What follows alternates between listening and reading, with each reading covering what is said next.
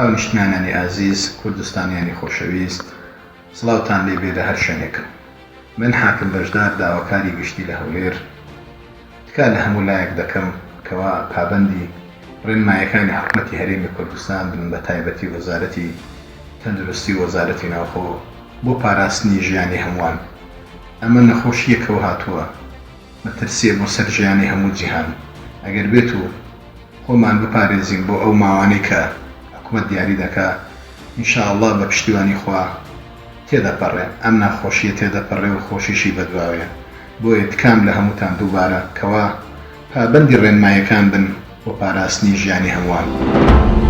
هەڵمەتی لە ماڵی خۆت بمێنە جێبەجێکە، مەچوە دەرەوە، دوورکەوە لە بەرکەوتنی کەسانی تر، دەستەکانت بە بەردەوامی بشۆ، بایەخ بە خۆت بدە، با خۆمان خۆش بێ، با منداڵەکانمان و دایک و باوکمان خۆش بێ، بۆ ئەوەی زیاتر بایەخ بدەین بە ڕێنمایەکانی تەندروستی کە لە ماڵەوەش دانیشتین، بایەخ و گرنگیدان بە خوێندن بدەین، بە گرنگیدان بە منداڵەکانمان بدەین، بە ئەو دانیشتنە لە ماڵەوە ببێتە دەرفەتێک بۆ ئەوەی زیاتر پێداچوونەوە بکەین بە ژیانمان و بە سیستەمێکی جوان لە بۆ ژیانی تەندروستیمان دابنین.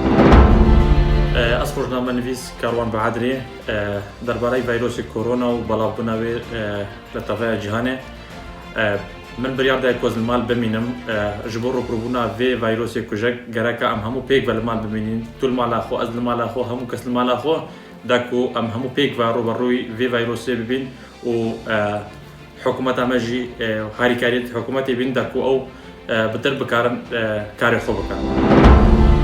ئازیزان، باشترین چارەسەر بۆ بەرەنگاربوونەوەی ڤایرۆسی کۆرۆنا لە ئێستادا لە ماڵمانەوەیە.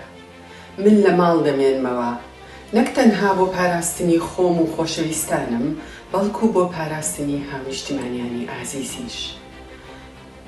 کە لە ماڵیش دەمێنمەوە، هەوڵ دەدەم کاتێکی خۆش لەگەڵ خێزانەکەم بەسەر بەرم، دەخوێنمەوە، دەنووسم، گوێ لە مۆسیقا دەگرم، یۆگا و مێدیتەیشن دەکەم، لەگەڵ خێزانەکەم خواردنێکی خۆش ئامادە دەکەین و پێکەوە لە دەوری مێزی خۆشیدا بەشی دەکەین.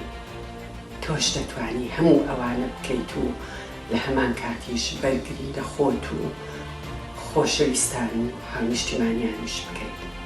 ئەمە باشترین چارەسەرە بۆ بەرەنگاربوونەوەی ڤایرۆسی کۆرۆنا.